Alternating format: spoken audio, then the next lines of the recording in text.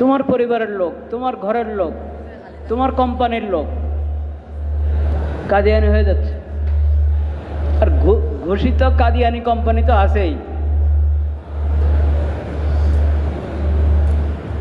প্রাণ আরএফএল আছে না, কাদিয়ানি না তারা?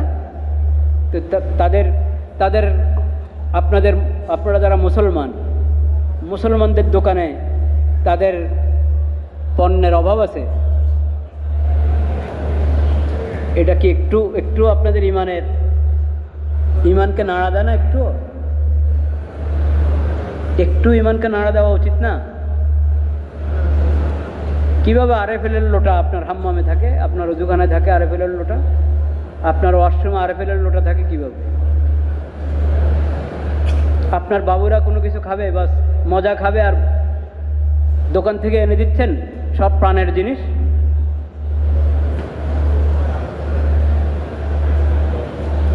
ইফতার করছেন, আপনার দস্তরখানা পানি, প্রাণের পানি, আপনার দস্তরখানে প্রাণের সামান।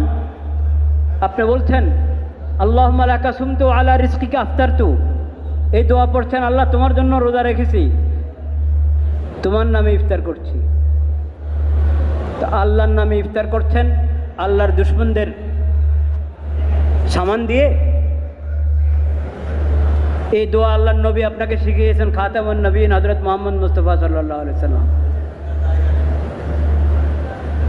এই আখিরি নবীর শিখানো এই দোয়া পড়ছেন ইফতারের সময়, ইফতার গ্রহণ করছেন আল্লাহর নবীর দুশমন, ইসলামের দুশমন, আল্লাহর দুশমনদের তৈরি করা তাদের ব্যবসায়ী পণ্য দিয়ে,